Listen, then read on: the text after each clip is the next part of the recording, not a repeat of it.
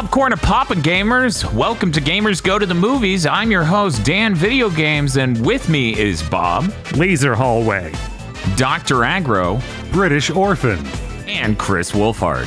Doom 2! And that's right, this time we're watching the Paul W.S. Anderson, not Paul Wes Anderson. God, I wish. Resident Evil movie. That would be really funny. I feel like we should get Paul Wes Anderson to do like some premiere TV show that's 6 episodes about the people who formed the Umbrella Company. That would be his beat. These incredibly upper crust people that are just too rich. I don't know. I feel like he could do a zombie movie that's just incredibly, like, easygoing. And it would be really good for all the Resident Evil angles he could make in real life. I don't know. I feel like Umbrella as a corporation is so hideously evil that the idea of having a fucking Wes Anderson movie about the completely detached old money wasps who fund it and have nothing to do with all of like the biomechanical research would be horrifying. I think like that movie, like you have like a zone of interest type movie about the office workers at the Umbrella Corporation. It's like, yeah, you're behind on the child eating project. You really gotta get that up. I'm really glad we could start our journey into the 6 movie-long series of Resident Evil films, some of which are directed by Paul W.S. Anderson, others of which are not. Yeah, 4 of them, I think, and then 2 are not. Which is really funny, and I'm going to enjoy doing that journey again, knowing that. For people who've never joined us before, we opened these with basically a discussion of the experience of watching it and various other things about it, musings and stuff. And towards the end, we need to rank these because they are video game adaptations. This is important that we understand the entire arc of where video game movies have been the whole time and where they continue to go. Things like, would we take a normal person to watch this movie, and is it worse than the Tekken film? I'm very excited to see how those two things turn out as we go out through this series. Fuck you for making me watch this again, Dan. Hey, I warned you 2 years ago. I totally did. He did. That is on content even, that I was like, I'm pretty sure we're going to have to watch this at some point, given what we do for a living. And you're like, hell no. And here we are. It's like if we reviewed comic books and did podcasts, and I'm like, hey, I watched all the X-Men movies, and you were like, I'm pretty sure we're going to have to do that at some point. No. It was a metaphor. I'm just saying, I know, but I'm just saying as someone who watched them, never again. Besides, you haven't seen Welcome to Raccoon City.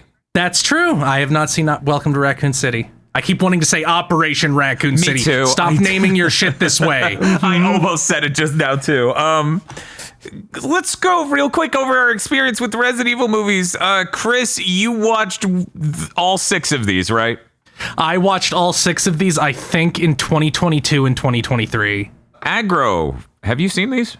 Yeah, I saw the first one a bunch of times back when it came out, and I saw 2 once. Was that in theaters with me and Bob? It was in theaters, but I don't think it was with y'all. Okay. Bob! Wait, you didn't see any after that? No, I didn't. Like, I saw Extinction. I'm like, that looks interesting. Everybody's like, this is the worst film ever made. I'm like, oh, okay, then. I'll have to tell this story again when we get there some indeterminate amount of time from now, but I rented the 3rd Resident Evil movie, watched 20 minutes in with Bob, and then didn't finish it. Yeah. That is not anything like any other in the series. That is for certain. And at the same time, was I able to actually harmfully affect everything after it too? I know. It's incredible. Christ. But again, we'll talk about that when we get there. Bob, what's your experience with the Resident Evil movies? I've seen them all, thanks to Dan. What? I can't believe this accusation. Anyways, I happen to own them all on Blu-ray because of 5. Well, that's not true. A 5-pack of these Resident Evil movies was on sale for $18 one day. Remember when they used to do that? Sell an entire series of movies on Blu-ray for a very low price? No, actually. Yeah, it feels like nowadays they're just climbing higher and higher, where it's like even this dog shit franchise will cost you so much more than that. Mm-hmm. So I picked it up and I was like, oh, cool. I was curious about the rest of these because I always saw the famous Red Letter Media clip of, what was it? Isn't it Rich who's just losing his mind and unable to breathe because of the Wesker fighting 4? Oh. Yeah. I needed to know. And I went through and I felt better for that journey. And then they made a 6th one and it was none of it was worth it. That is correct. Yeah, no, I'm okay with watching almost all the rest of these again. Perfectly fine with that. But 6 is something I never wanted to see again before I die. Because I assume I'm going to hell. We're going to be stress testing this when we get to 3. It's true. That's the absolute edge case of like, you're only more okay than 6, just so we're clear. Yeah, Dan's going to have to be trying to foster peace between Ukraine and Russia so he can get into heaven. I know what awaits me in hell. It's a 5-hour cut of Resident Evil 6. No, Dan, I'm pretty sure the only thing that awaits you in hell is doing tech support on Windows 11 for all eternity. Oh, God. I don't know which of these I'd rather deal with. One of them's infuriating. The other one's nauseating, infuriating. Resident Evil movie was a really big deal when it came out. Like, it was like, oh shit, a video game movie that's like not hokey and played straight. Because even the sheer concept of, like, say, Double Dragon or Mortal Kombat and even Street Fighter is kind of like viewed through movie genres, kind of hokey, you know? Yeah, they're all kind of campy. Right. Maybe this film series also should be campy. Maybe. Don't worry, we'll get to the rubber suit nemesis in the next movie. This is played really straightforward, and I'm really sad I didn't watch Paul W.S. Anderson's movies between Mortal Kombat and this, because didn't he do? Was it Event Horizon? He did. Yeah, I think that's these? right. Yeah, so like. I think that would have been really interesting to have seen and compared this to, you know? Yeah, I always caught clips of that on TV and stuff. It seemed like real gruesome. Mm-hmm. It is. It's much. I can't believe he did both these movies. Like, stylistically, oh, that tracks. He's responsible for. That's a disparity in quality. Mm-hmm. Well, we'll see aggro. See aggro. Here's the thing. The cinematographer on Event Horizon did Aliens and The Princess Bride. The cinematographer on this, well, he doesn't have a Wikipedia page. He didn't bring a slow-mo camera to the shoot the day of the slow-mo shoot. So they said, don't worry about it. We'll get it in post. Yeah, they do it in Hong Kong movies all the time. We'll be fine. It's like, okay, so you're just going to play at half the frame rate. That's cool. And they're like, yeah, but also computers can slow down footage now. And then they went, no, I really doubt that. It's the year 2000 what? 2? So I've got to say, I said I watched this movie a bunch when it came out. Mm-hmm. And I did. I watched this movie quite a few times. I have not watched this movie in over a decade at least. This might be the most extreme example of me staring slack-jawed at a screen thinking, I used to think this was cool? Yeah. I was actually embarrassed. I honestly thought it was going to be like, I watched this movie many times. 2 scenes of it, especially. I mean, that is kind of how I started watching The Matrix past a certain point. I watched this very recently. There was like 4 scenes I remembered and everything else was mush. I remembered the woman getting decapitated by the elevator. Mm-hmm. Mm. I remembered Ninja kicking the dog because everyone made fun of Ninja kicking the dog. Oh, that shit was in the trailer. That shit was in the trailer. It is literally a shot from The Matrix, but a dog there instead because somebody played the bouncer. Yeah, it you know, it's not as goofy as somersaulting the raptor in Jurassic Park 2. Or not. It was gymnasticking. Gymnasticking the raptor. Yeah. I don't know what to tell you. I really enjoy both of the openings of this film because we do 2 cold opens in a row, it feels like. And I think they're really interesting and neat. And then as the movie goes, it becomes kind of action mush. Yeah. But there's a structure to it that at least keeps it from becoming the most aimless action mush. But there is a point where you feel like they almost get lost in the script and then they go, we got to put the AI back on. Wouldn't that be fucking crazy? Yes. I'm really curious doing this, how many movies we find that have the basic plot structure of we must go through different levels of a facility while monsters challenge us. It can't be that many, right? I'm willing to bet. It is at least 3 more. I think in a best case scenario, that's somehow what the movie Rampage would be. Oh my God. Speaking of The Rock, Chris really hit it in how much the Doom movie is this movie. Yeah. Where we just have the squad of black dress special forces with sci-fi'd up G36s, except in this one, there's so many of them that don't even get screen time until they get laser hallwayed. It's true. There's one guy, I think he's got red hair. He turns to the door and like he says something, and I'm like, where the fuck have you been until now? I don't think you've been on screen. Yeah, I think like the other people in this movie are maybe more disposable than the squad in Doom. Oh yeah, definitely. I mean, they start with so many more, so they can immediately kill 4 of them. Yeah, that is a very weird use of character resources there. We only have so many of these guys. I honestly thought the Sarge, I thought the laser hallway scene was a little later because I thought Sarge got to do anything. Yeah, because he's such an impactful character in this movie. Yes. You forget they just take him out. Mm-hmm. No, it's true. It is really weird. Even I've seen this movie, I'm going to guess, weirdly enough, fewer times than aggro. But it's still a big number. It's probably up around 4 or 5. And even still, when I got to the laser scene, I'm like, that actor playing Sarge left a fucking impact. Mm-hmm. No one else in that room did. No, absolutely not. So I am too also just surprised that it's like, wow, he left that much of an impact, and this is at most 40 minutes into this movie. I think we checked him was 32 or something. Yeah, that's what I think it was, 32, 33. And that was kind of wild. Here's my problem comparing this to the Doom movie, okay? Here's my problem. I like anyone on the squad in this. Michelle Rodriguez does a lot of heavy lifting for that. She sure does. She does. Okay, so in case you haven't seen it, the movie poster for this movie, I'm going to post this so you all can see it, is just Mila Jovovich and Michelle Rodriguez. So I kind of feel like Paul W.S. Anderson's, this is his film version of I'm Sorry, Women after the Mortal Kombat movie.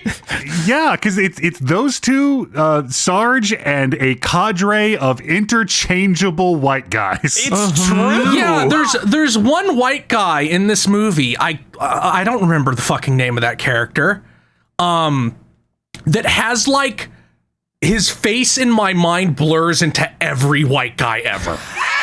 It's like the Scanner Darkly effect. You just see the face pieces shifting and changing constantly. But they're all white guys, just to be perfectly clear on that. Of course. Yeah. I never do this. I'm just looking at Wikipedia just to click through the actor names and stuff. Apparently, according to this, it was originally going to be called Resident Evil: Ground Zero. Huh. 9/11. That would have better conveyed what the movie was. It does, the movie does not feel like Resident Evil, and that's always been a problem for me. Really? Yeah, it's just every time I watch, I'm like, maybe I was wrong. Maybe there's something that's more Resident Evil about this. But I think focusing on these Umbrella Squad members and not really on any normal people at all makes it feel very unlike Resident Evil. See, for me, I had played Gun Survivor by the time this had come out. Mm-hmm. And there were other things that went more into not the typical structure of 1, 2, and 3. So it didn't seem that odd to me from that angle. And it's weird because this is, of course, years before Resident Evil 4 gets actiony and takes the laser scene. Yes. So at the time, I was like, it didn't really strike me as not especially Resident Evil because there are various things about the lore and the way it's carrying itself that are Resident Evil. And the squad element and other elements of it do seem like side stories you read about in Resident Evil games, and also some of the bits of Gun Survivor. Right, they seem like side stories and stuff, and you don't really get a strong villain where it felt like Resident Evils have a villain. I'm gonna say that the number one weirdness, especially when you consider it through the lens of 2 and 3 and Code Veronica, is that you have villains in those. One, you do technically, but it's more of a twist. Right, and it feels like that's kind of what they're building up to in this movie, and then the twist is just like, oh, one of those two white guys, you can't remember which one, is evil. Yeah, and also like the movie is And less interested. The movie is less interested in a twist for a bad guy and more interested in the intrigue of the reveal of the nature of Alice. And that's cool to me, and I enjoy that a lot with it. But I could see where you're coming from. I'm trying to think of how Doom could have been equally not Doom at the end. And it was accidentally Time Crisis. I do feel like this is a much better film than Doom. Like that, this is like if Doom was done well at all, whereas Doom is obviously incompetent in every way. I agree with that a little bit, but it's like, did you drown close to the surface or not? For me. Yeah. I like this film. I actually think it's good. Not like great, but good. So I like it a lot more than Doom. I think Doom's absolutely rotten and terrible. But because I'm a sick person, I still think Doom is worth watching for the last 20 minutes. I mean, that's fine, Dan. Human beings are inherently contradictory creatures. I don't think there's anything as neat in this movie as that final 20 minutes of Doom. Because Resident Evil 4 took the laser scene. But it's true. That's a scene, right? Yeah. And not a whole sequence. Exactly. Like I feel like if Michelle Rodriguez was the main character, maybe it would go up there. I don't know. We don't know these things. I mean, bizarrely, I kind of think this movie influenced Resident Evil in more ways than just that laser hallway. Oh yeah, of course. Like the decor in like that opening scene where she's in the mansion, they just steal that for an area of RE4. Yeah, no, there's it's almost 1-to-1 in place. But I think that the fucking shiny chrome Apple ass Umbrella Labs didn't start until after this movie came out. Yeah. I think they had a more grungy, like 90s grimy industrial look before then. Yeah. So that's not how the Hive, because in the remake of 2, that's how the Hive looks. Yes. And so it didn't look like that originally? Not quite. I don't think. I don't believe so. It was much more gunmetal gray and industrial looking. Yeah, it was much more industrial, less futurist Apple. Less, would you believe this mega corporation has the future technology that's like outside of what's a practicality? Yeah, it was like a lot of gratings for floors and really dark gray metal walls and stuff like that. And yeah, as Agro was saying, Resident Evil 2 remake, and really you start getting into that, in my opinion, even more especially than 4, a little bit in 5. 5 also really starts leaning into that, and that's part of what made me feel like, long term especially, that this is pretty cohesive with Resident Evil, because Resident Evil had things like Resident Evil Outbreak and Gun Survivor before this to give you vibes of like what a story in Resident Evil that didn't have the typical structure of a Resident Evil would be. And then after it, the movies influenced the games back. So right, it feels like a part of the whole because of that. And then afterwards, the games make Operation Raccoon City. And then it influences my way I think of this movie, because it's like, oh, that game sucks so hard. And now the movie's also kind of like that. You don't think of Ada Wong's assistant in Resident Evil 6? You're not thinking of that guy every time you see these black suit umbrella? No. People? You don't think, oh man, this reminds me of that great DLC campaign in Resident Evil 6 where I got to play as Ada Wong. I forgot that she had a partner they added later. Well, the player 2 needs to play as someone. Yeah, like 5 months after release. Okay, so I'd like to take a moment to go through point by point how absolutely fantastically poorly designed the Hive is. Okay. As a laboratory. Because, so they've got the house with Mila Jovovich and one of the random white guys posing as husband and wife to defend that entrance. The house's whose basic failsafe defense apparently involves memory wiping gas that permeates all the way down to the train. Yeah. So that guy who lives and works in the house goes down to Nest, gains access to the room where they're storing the T-virus and the antivirus, is able to extract them and, cracks open the T-virus and walk all the way out. Fine. There are just vents leading, like central AC is connected to the T-virus room. Right. Yes. They have no protocols for airlocking any of this shit. They barely get the doors locked. Red Queen decides her play is to just start drowning scientists. She never makes a phone call. There's no like dead man switch contact to the outside world. They just send in the mall cop special forces who break into the house with at least gas masks on, but then head down into the hive without even an N95. Yeah, I thought that it would make more sense watching it again, but this makes no sense. Yeah. Literally none. Like, there's even, like, crazy airlock seals on doors to the T-virus room. But apparently, yeah, just the AC goes there, too. Yeah, no, let me explain. The Red Queen went, what if our defense measure was a sick laser room? And then they built that, and then Red Queen's like, my job here is done. Yeah. That room's sick. And we also hey, we have this specifically designed EMP device to fry the Red Queen just in case the AI we put in charge of our giant death weapon facility gets a little kinky. Let's leave it on the other side of the laser hallway and have to manually plug it in. Okay, I know this is irrelevant. This is one of the few things with the movie that actually does get me. They're like, we named the crazy AI Red Queen, and our main character's name is Alice. And I'm like, oh, is this going to be some sort of Wonderland? They're like, no, why did you ask? We're done with that. We named two people appropriately, and we're done. Anyways, this is a hive. Did they call her Alice in this movie? What's up? Did they call her Alice in this movie? I'm reasonably certain they said her name. I'm pretty sure they do, yeah. Okay. But yeah, they're like, it's a hive. And I'm like a queen bee. They're like, yeah. And I'm like, so are they drones? No, we're done with that one too. What? Choose a fucking metaphor. Yeah. Move with it. I don't understand.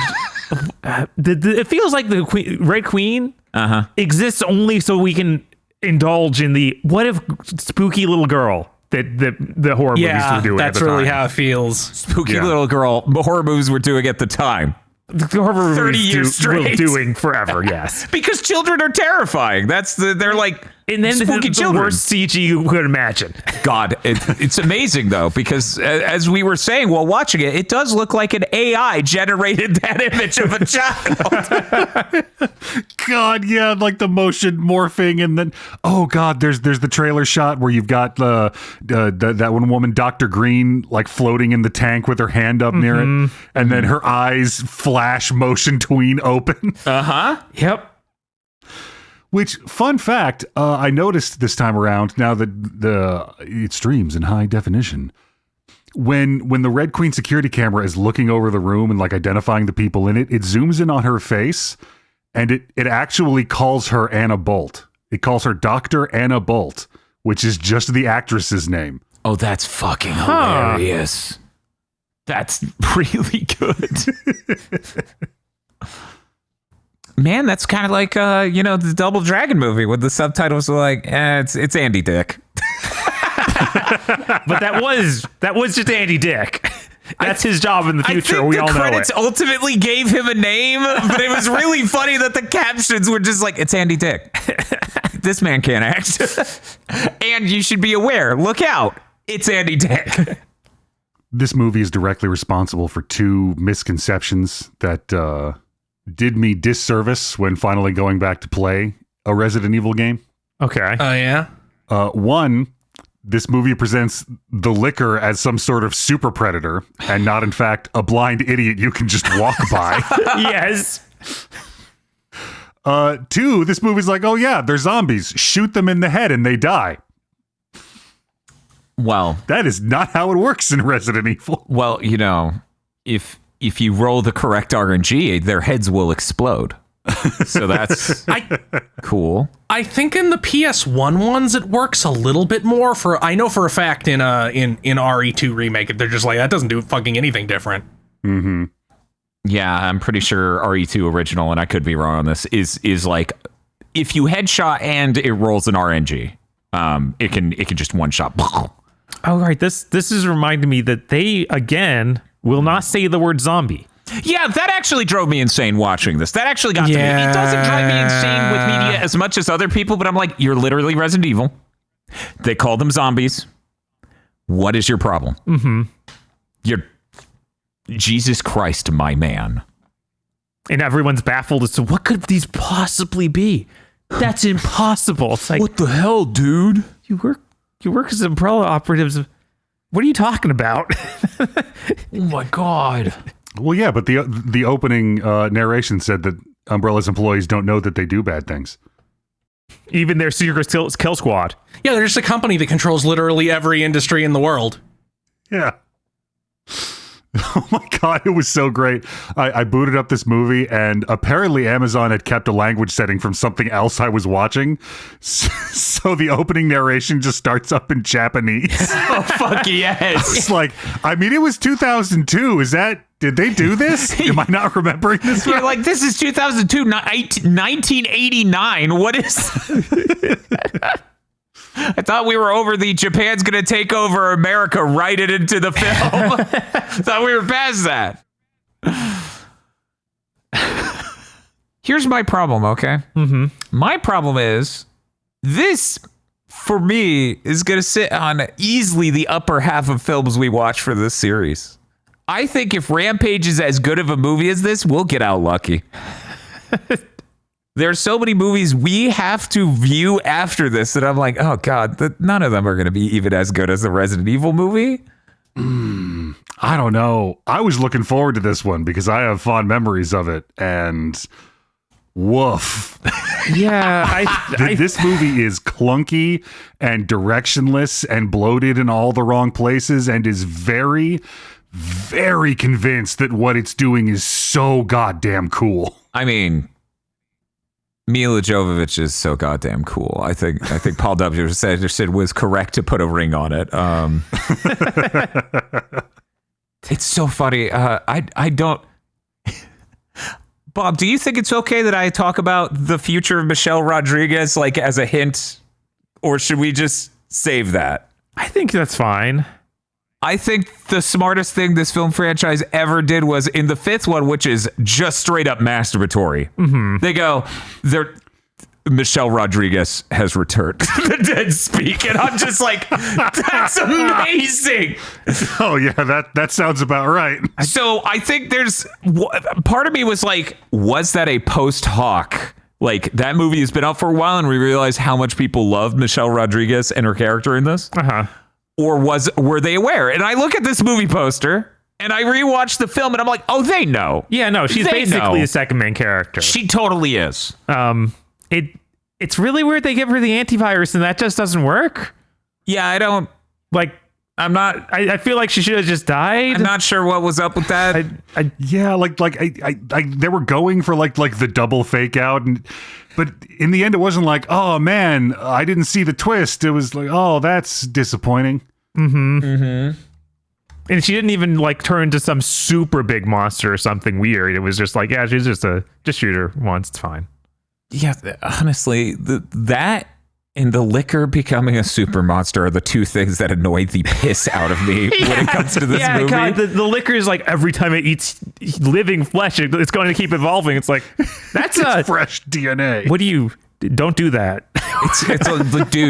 Dude, you basically wrote the lore that is, if the zombie dog eats people, it eventually becomes Wesker. Are you insane? Yeah, no, you basically started writing the Chimera Ant arc from Hunter x Hunter.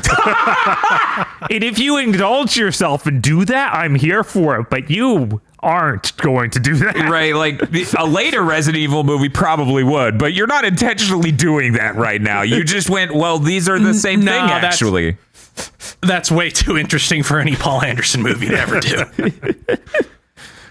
So one thing about the liquor I didn't notice watching this movie, I didn't know this till I pulled up the IMDb page and it started playing some behind the scenes stuff. There's a whole animatronic puppet rig for the liquor. Yeah. Yeah, it's in like one scene. It's not always PS2 cutscene. Mm-hmm. Yeah, yeah. Yeah, this is some really PS2 looking cutscene. The first shot of the liquor is so unbelievably bad. I was knocked on my ass. I'm like, I swear it does not look that bad in this film. And then every other shot looked markedly better. I'm like, thank God, because if it just looked like that the whole time, I don't know how that wasn't the only thing I remembered from this friggin' movie.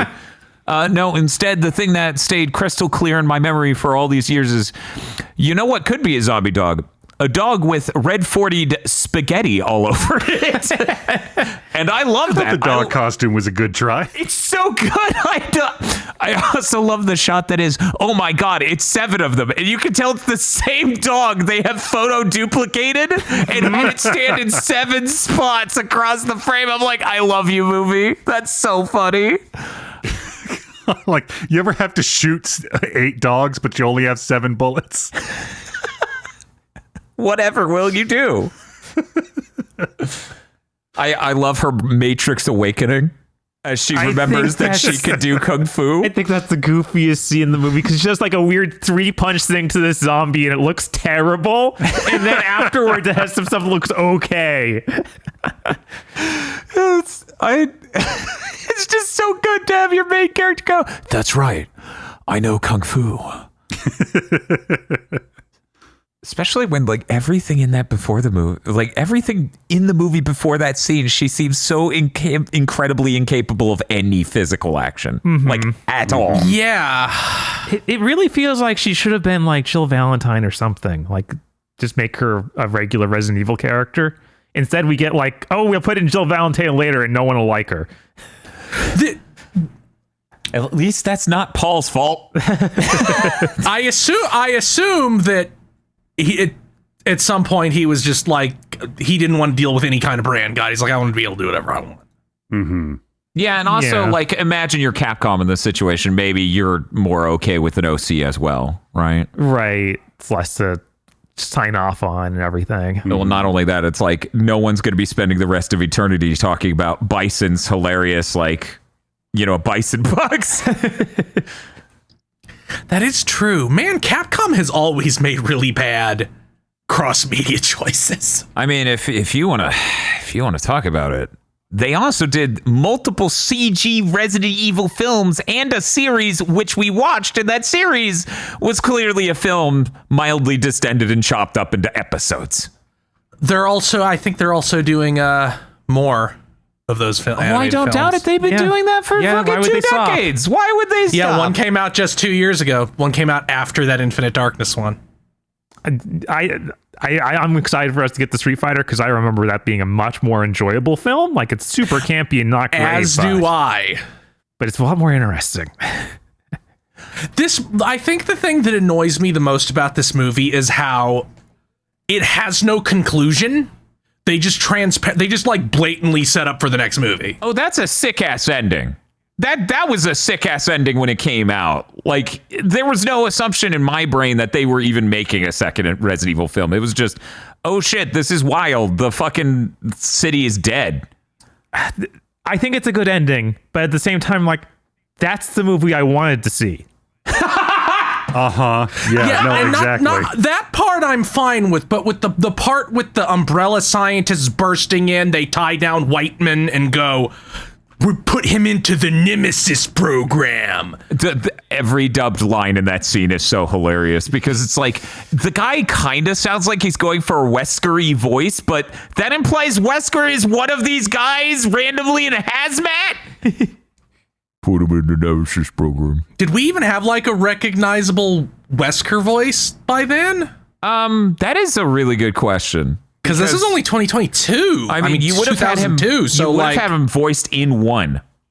Yes, before he was evil, or when he was less transparently evil. When he was less a monster, literally. But yeah, no, it would match up relatively with that voice from my recollection.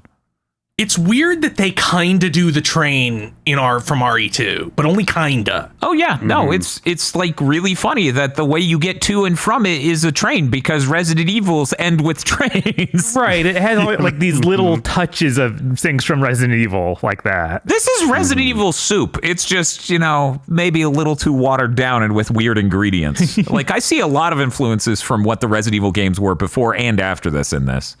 Which is kind of like a good thing. In my opinion, if you made a video game adaptation movie that is strong enough to influence the games back, then that means you've done a really strong and good thing there. I don't want anyone to be like the Donkey Kong redesign, because I'm like, guys, that game took forever to make. They undoubtedly had redesigned Donkey Kong internally while the movie was being made. It's like if the Mario game started going, no, it is Mario. And you know what? They are guys from Brooklyn. And when we get the fidelity, Mario will look like Bob Hoskins. Hell yeah. Finally. Mario 128. I hope that comes out the same year as Troy Baker being photorealistic Jack. Oh, that would be so good. Naughty Dog needs to do it. It would be too funny. Watch everyone around me have the meltdown while I'm eating popcorn and just having the time of my life enjoying this hyper photorealistic Jack and Daxter. It's okay. Let's give him big ears. The soundtrack, and this, I remember this was like big back when it came out. Music by Marilyn Manson. Also, for licensed music, used, a lot of the era nu metal stuff that would aesthetically fit it. It's a pretty good soundtrack. Generally, just another level on which this movie maybe operates a little bit better than most video games movies had up until that point, and kind of set up an expectation of like, yeah, this is we're gonna make so much money off this franchise. All we have to do is make a second good movie after this relatively good movie. We don't need the same director, do we? No. Weirdly enough, if I'm not mistaken, he does write on that one. Oh my god. Yeah, let me look at this real quick. Yeah, he writes on that, and he's a producer, but he does not direct it. It's like, yeah, I'm sure that went exactly as he hoped. Mm-hmm. It does. I mean, it does fulfill a lot of things they led into was the end of it technically picks up every dish this movie put down on a counter and maybe shatters it. Yes.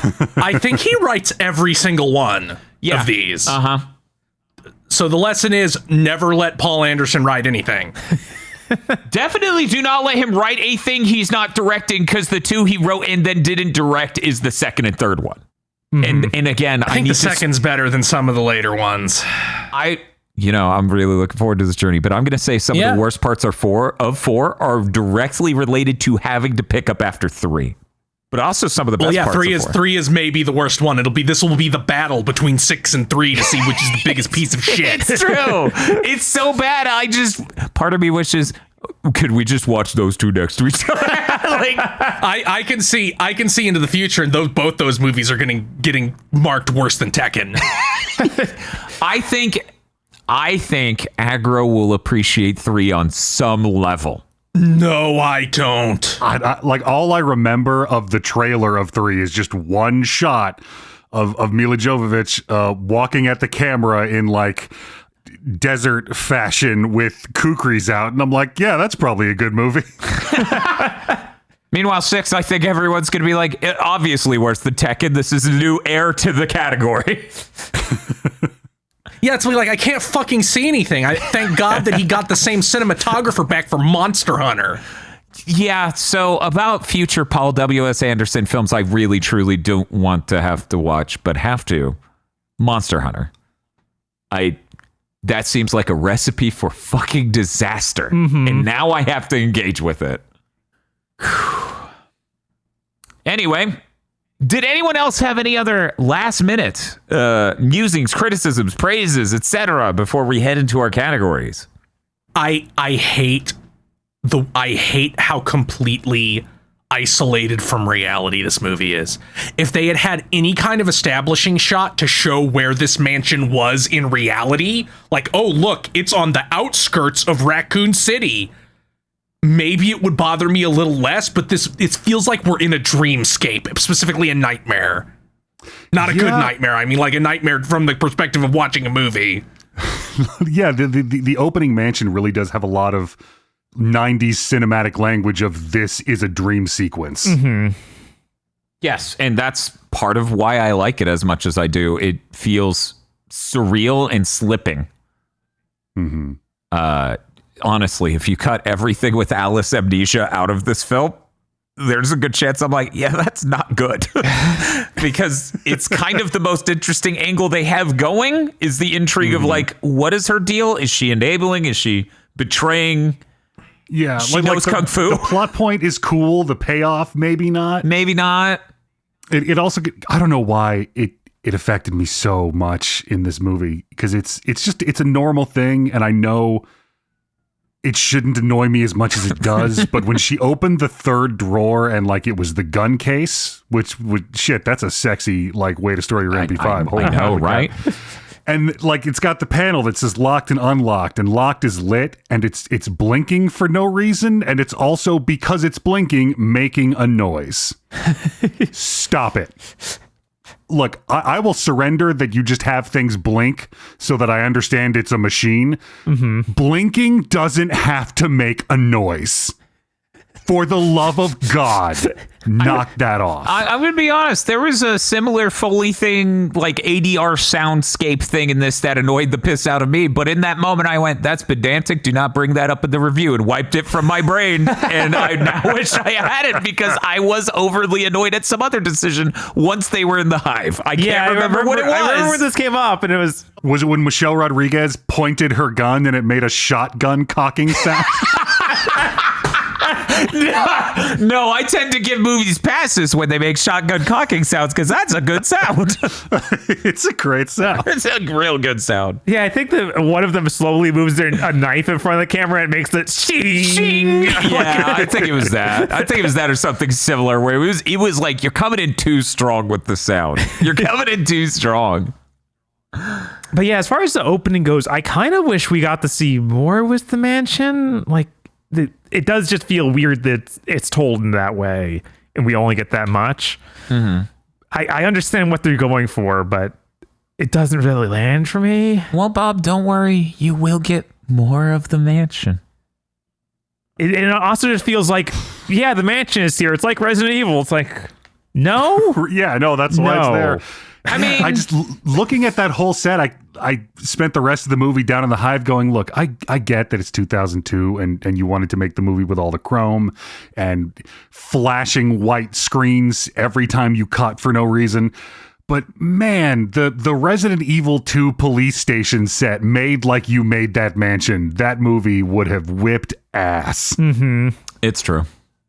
I think it's really, because here's the thing for me. The mansion sitting on top of the facility is like very Resident Evil, but this idea of the mansion just being it's the actual real life execution of a mansion of two rich assholes live there, basically. Like that to me seems like almost fitting in a weird way, because you don't get the idea that it's like with the Berkeley, it is Berkeley Mansion, right? In the original. What is the name of the family that owns the mansion in the original? I think it is Berkeley. Spencer? Spencer. Yeah, Spencer. The Spencer estate. Shit, isn't that the name of one of the characters in this? Isn't that the name of the male love interest? ? Other person who lives there? No, I think she calls him Wes. His name is Matt. Matt. None of us are even close. I like that. That's the other white guy, the one that the main white guy is Matt. The other white guy is Spence. Which Spence. Yeah. But that's his first name. Yeah. I so it is a reference. almost kind of. Considering like another guy is named Chad, I think they just picked the absolute most generic white guy names possible. You have Matt, Spence, Chad, and James. It's true. What I was going to say, though, is like this mansion has the vibes of a McMansion corporatized, right? Whereas the Spencer family mansion is like believably a rich family has lived in this for decades. Right. And I find that interesting because of what it exactly is in this film, even more so than it is in the games. of like, this isn't like an underground lab. This is a gigantic underground facility. So these assholes just built this McMansion on this shit. That's kind of bougie because Umbrella's kind of bougie. And I think that's neat. But yes, no, I would have loved if they had made the slower version of this movie that was less action obsessed and took place in the police department from Resident Evil 2. I, of course, would have loved that. But here's the thing. Here's the great thing, everyone. We get a slower paced, smaller scale Resident Evil movie that tells a Resident Evil story with Welcome to Raccoon City. That makes sense. We need to stop. I wish this movie was gorier. Like, it has a little bit, but I feel like it doesn't really hit, like, it's not a splatterfest, which would give it something. Like, I thought the movie was going to be a lot more like that with the laser scene and the elevator decapitation, but I kind of feel like those are the only two really gnarly ones. Yeah, I feel like the only scene that's really truly lacking in that angle is when the zombies grab the guy and pull him in, and it's like the zombies are being very nice to him. Like yeah, it's like scratching him. Yeah, I kind of maybe it's because a lot of it is VFX, but I'm like, man, this should be a movie where I need a Gallagher plastic shield to hold up. Yeah, I kind of remembered them doing like the shot of them tearing a guy apart with zombies, but I guess that didn't happen. No, that's Shaun of the Dead. It is Shaun of the Dead. I honestly thought the exact Shaun of the Dead shot was in this too. They do like 3 of those. Guy gets grabbed by a bunch of zombies. One of them's really effective when the elevator opens up. And every time that happens in a movie, every time I think like this is the ultimate moral quandary. How long do you have to act like you're going to be able to save that guy before you get away from the zombies? Like, what's the socially acceptable speed at which you can go, that guy's fucked, I need to get out of reach? I'm surprised this movie did not involve more unloading a gun into still alive allies. You know, just shotgun into the chest. Yeah, I thought they were going to do that to Kaplan. Yeah. Mm-hmm.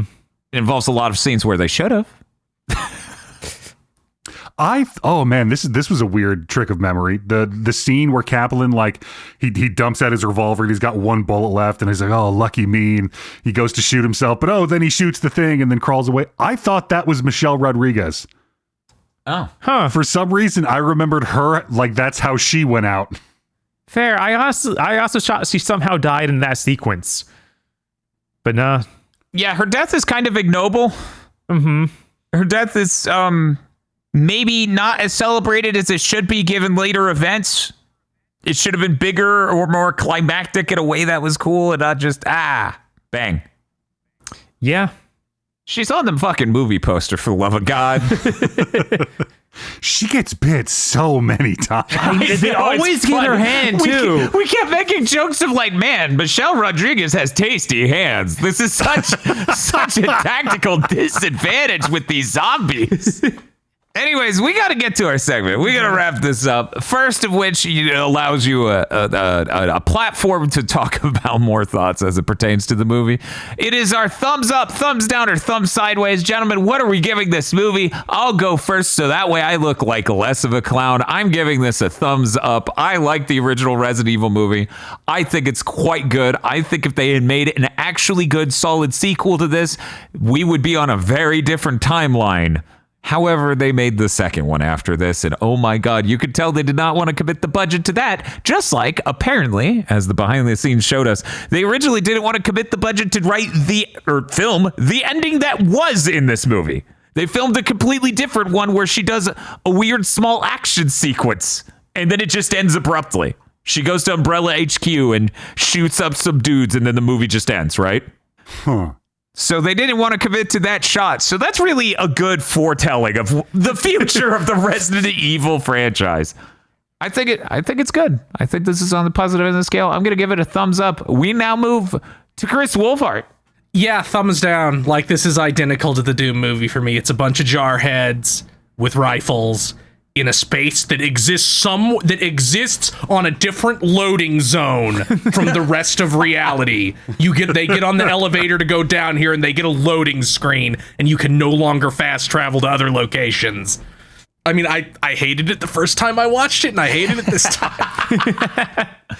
Dr. Aggro. I am going to give this a thumb sideways. It is not a well-shaped movie. It is amateurish and clumsy, but man, it's trying so hard to be cool. And there's some interesting stuff in it. Where else are you going to see Michelle Rodriguez attacked by a PS2 cutscene? Seriously, if there's another place we can find that, leave it in the comments.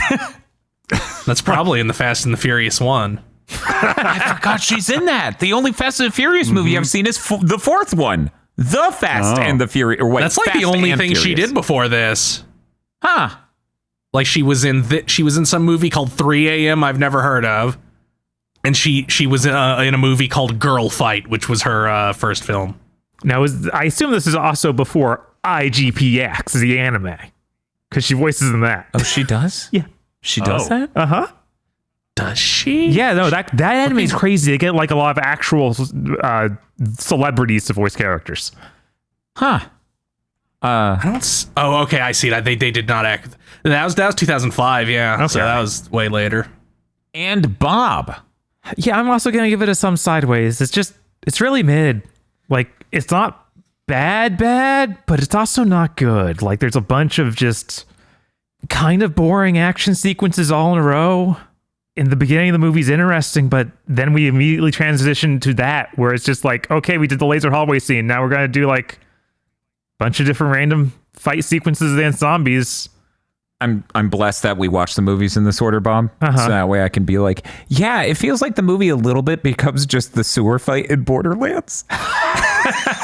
where it's just like, here's a mob of people and shooting, and none of it's choreographed well. Right? It's just barely above that, but also they do a lot of it. They do a lot of it, and it's like random underground hallways are not exciting places to be, or film action sequences. Zombies are not exciting in them of themselves. The interesting thing about Resident Evil is usually weird monsters, and we have one of those in the dog. You know, technically we have two, but unfortunately they're the same one. We decided. So yeah, it's only brought up by, I guess, Michelle Rodriguez is really good, and Mila Jovovich is all right. I thought going back, her acting was going to be terrible, and it wasn't. I was relieved. No, she's great in this. Yeah, no, she's really good at this. I was surprised too. Yeah, I really, because I thought there were things going around back in the day of like, oh, she's so horrible at acting. I think it was because people were making the wife guy jokes, you know, that Paul W.S. Anderson married her, and right, like, but he that would just have been keeps after making this these. film. Oh, you mean just specifically? Yeah, specifically that I one. don't remember hearing that. Huh? Okay. Yeah. Yeah, no, it would have been. How much would this movie have been brought up in people's estimation if they had a Birkin-like figure or a sort of thing going on in the facility where he becomes the giant monster and he does the betrayal? There's like a whole element to that instead of the weird limp reveal of what the actual situation was. Yeah, no, if this had a good reveal, Having a at the villain end, would have helped. like having that memory wiped, and then his plan just sucked. Yeah. That was not a good payoff. Just wasn't. Next category: is this worse than the Tekken movie? Bob? No. Oh. Chris? No. Hey, Aggro. Absolutely not. Yeah, I'm also obviously going to say no. The Tekken movie's terrible. Oh, man. Tekken. I did not realize watching Tekken that early would have been so important to the series. Now we got to rate the star power of this film. How much do you think the cast of this film is bringing people into the theaters and making this a must-watch film? Do you really think they are showcasing their talents in order to really make this a moment where you're like, I had to go see such and such in this movie? This is a scale 1 to 5. Dr. Aggro, go right ahead. I mean, this was real early for Michelle Rodriguez, but it's also Mila Jovovich. Mm-hmm. Like she's coming off Fifth Element here. I guess like a 3. Chris. I'm going to give this a 2 because The only person in this anybody would have given a shit about when it came out is Mila Jovovich. And The Fifth Element did good, but I don't feel like there was that many people who were like, I will go see it because Mila Jovovich is in it. Literally copy and paste what Chris just said. Too. He said everything I was about to say. Mm-hmm. But have you considered it was 2002, and after its initial release, word of mouth would have made people say, I'm going to go see it because of how much of Mila Jovovich is in it. Now that you've brought that up, I actually do remember that was a thing. That actually is really funny. I did not. Yep. Yeah, does star power work on a volume level? Like, how much of them do we get to see in this movie? Hey, Bob, what are you doing? Yeah, no, I was kind of going to say the same thing as Chris. It's a 2-star. Like, there's really not much going on here other than Mila Jovovich. There is a lot of Mila. There is a lot of Mila showed on screen. You see many parts of Mila Jovovich on screen. I don't feel like she was probably even the biggest reason people are seeing The Fifth Element at all. No, but she is. And keep in mind, this isn't important to me. This is important to a lot of people out there. She's very hot in The Fifth Element, and people, of course, enjoyed that, I'm sure. And so, of course, when she's in this and she show side booba, big moment. Huge moment. And then, like, other than that, I don't think anybody else is notable. Like, Michelle Rodriguez, we just went over her career super early on. I feel like a few years later, even, it would have been like, oh no, she's a huge star comparatively to everyone else here. I don't know if Mila ever hit huge star status. I'm trying to think. Because aside from these, I feel like she might have peaked with The Fifth Element and then this. Right. Yeah, that's what I was saying about Michelle Rodriguez. Right. I'm just trying to think of Mila's like career because I don't know. I would have liked if she had like a prolific career in Hollywood. That would have been nice. I enjoy watching movies with her in it, and not even for gooner reasons. I mean, she's gotten a couple of. She was in that really hoity-toity Joan of Arc movie. Mm-hmm. Aggro, that was before this even. Aggro, you just described a fucking Joan of Arc movie as hoity-toity. Yeah. This is like if you described a boat movie as pretentious and slow. Yeah, I'm looking at her filmography, and these are like the only things past The Fifth Element that anybody knows about is she is a very minor character in the Zoolander movies. Mm-hmm. She was the main character of Ultraviolet. Yes, we were talking about that while watching this film. Oh, that was her? Mm-hmm. Yeah. And I still haven't seen it. Yeah. I think that's it for... And she was in that bad Hellboy reboot, but I think That's not real. The total sum. Yeah, that's She's the villain in that, I think. Weird. She's the villain in a fake movie. Cool. Great. Got it. We now move on to the faithfulness index of 1 to 100. Is this 100% faithful to the Resident Evil franchise? We're going to go ahead and start with Chris Wolfhart. Chris? So this one's a little complicated because if we go by when it came out, I would say 10%. If we go by modern standards, I'd say it's closer to maybe 35 because the franchise did clearly absorb some things from this movie. Mm-hmm. And perhaps the later movies absorbed choreography from the games. They certainly fucking did. And for the better. But I think we established that we got to go with when it came out, so 10. Bob. It's weird because there are a lot of things that are in Resident Evils in this. But we don't get any Resident Evil characters, period. None. Mm-hmm. Uh-huh. We just get a few of the monsters. And that's kind of it. I guess the squad is technically something that's in Resident Evil. So I'm going to give it like a 25. Like it doesn't feel Resident Evil-esque that much. The funniest thing is that we really did end up with another video game movie that we watched that involves a squad of military security force, and only 3 monsters from the game it's based on. Yeah. How did we? Yup. How did we end up with 2 movies like that this early This on? was the blueprint. You're right. Like actually. Aliens. That was a good one. You got anything else? I mean, at least this one wasn't so insanely overtly that, right? God, Doom. I'm going to be a little bit more generous. I do think this is really faithful. They make sure the liquor looks like a liquor. They make sure zombie dog is zombie dog. They use the same breed of dog and everything. The zombies, give or take, like they didn't do physical makeup that was quite good enough to look as good as like Resident Evil 1 or 2 zombies, the face rotting and stuff like that. Yeah, at the end of the day, zombie is, so I'm not holding too bad for that. I mean, I kind of like sticking to like how a thing portrays a thing. It's like this is really different, but it's kind of when they first showed off the trailer for Sonic, and everyone's like, "That is not Sonic the Hedgehog. What did you make?"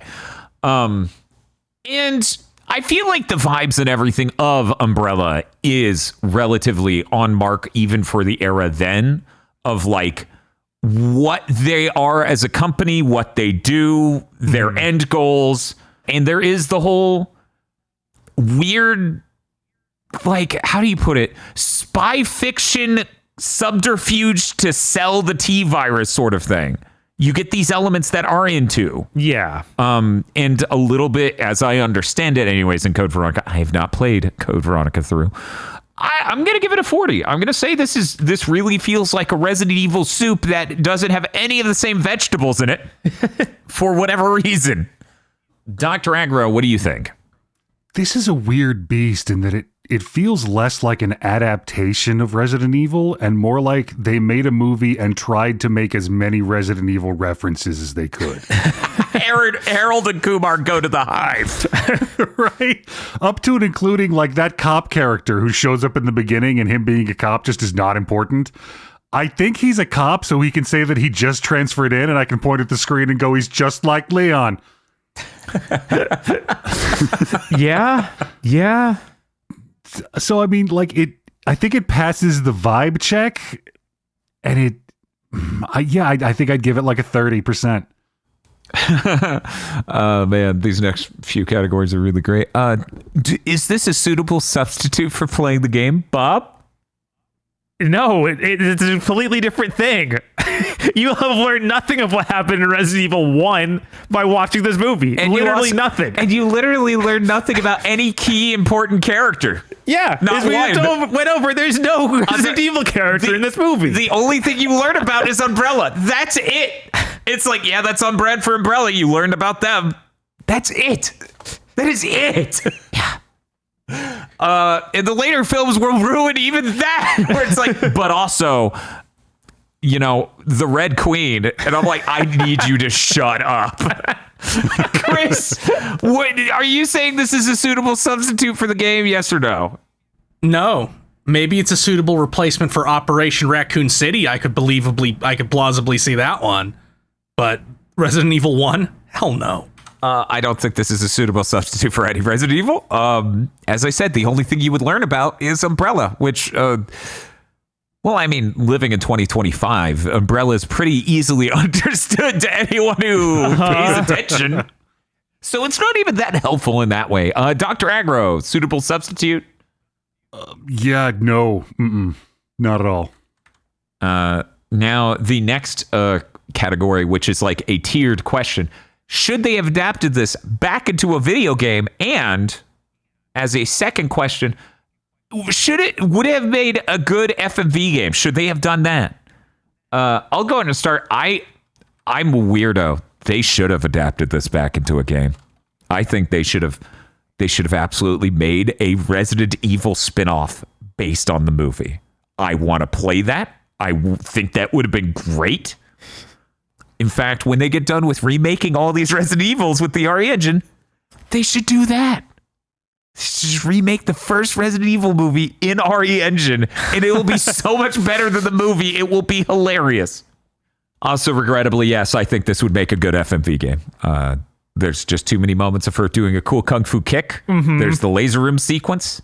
There's all these things you could see happening in the QTE sequences in a Resident Evil that I think would have made it work as an FMV game.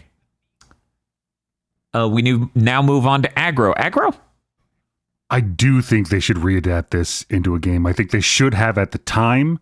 They should have followed up on the success of 2001's Oni and basically cloned that game to remake this movie. Oh my God, why? Well, no, he's onto something. I think spiritually, that's the correct move. I think that is as close to a Resident Evil game as this movie possibly earns. Using Oni's combat system for Mila Jovovich in this movie would be a perfect fit. Do you would we get the American anime looking Mila Jovovich? Yes. Hell yeah. We get the Amera manga. How to draw Amera manga Mila Jovovich.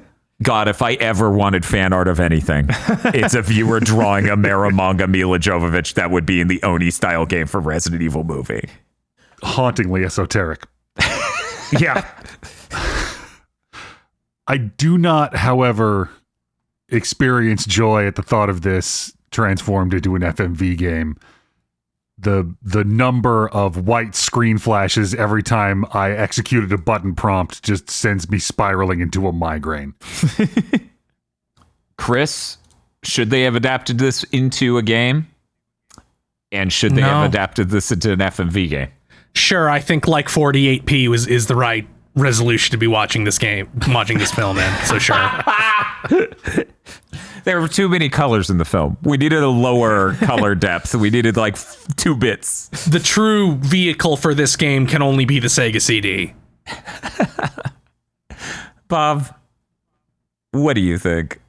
I think that it actually could have been an interesting to adapt into a game, but I would want it in the style of like Resident Evil 1 and 2. Like, no, we downgrade the graphics all the way to that, use tank controls, and you go through this miserable story where you have to follow these dudes around. They probably end up changing way too much of it because all the other guys are just going to disappear as you wander around as Alice.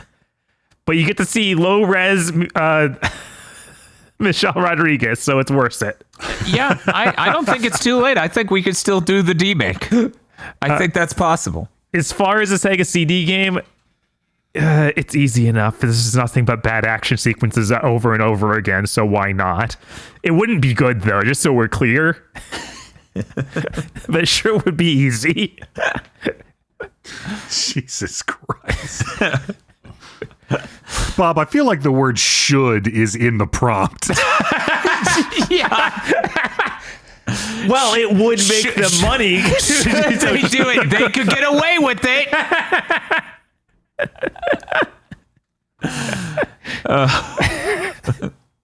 It's going to be really funny when we do this entire series and it's like somehow Rampage was the least adaptable into an FMV. And our final category, would you take a normal person to watch this movie? Is this movie normal person friendly? Yes. 100% I would take a normal person any day of the week to watch this movie. They successfully de-video gamified it. It is just a horror action film. There wouldn't even be a moment that I would be worried they would be giving me this look of, oh, you fucking gamer, you dragged me to this stupid video game movie, I fucking hate you. Mm-hmm. Bob? Yeah, no, this movie is really normal. Like, to such a degree of course you could just take a normie to it. Like, there's nothing in here that's going to be like, oh, that's weird. What are you doing? Why would I watch this? There's nothing like in 2 when they're like, oh man, I hit a zombie 10 points. Dude, we cannot. We can't be doing that deep of cuts to things in 2. I'm gonna die. Chris, would you? Only if I was looking to break off that relationship. So that sounds like yes with an asterisk? Yes, and then I would say, I gotta go to the bathroom and then leave. Betrayed and left in Resident Evil movie. Dr. Aggro, what do you think? Yeah, no, that's an easy sell. Come, friend, I have an early Michelle Rodriguez film to show you. Right.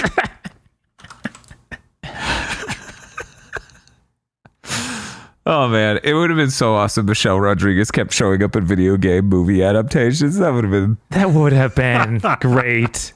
She's secretly a reboot character. Well, that's going to do it for this review of the Resident Evil movie from 2002. I want to thank you for listening. A reminder, you can support us over at patreon.com/gbpodcast to help us keep doing this series and apparently keep doing it forever because more and more video game movies are getting announced. I find it completely surreal at this point in time, recording this message, thinking about how there isn't a Zelda movie, but they're threatening a Zelda movie. And that is the thing we will have to watch for this. Oh my God.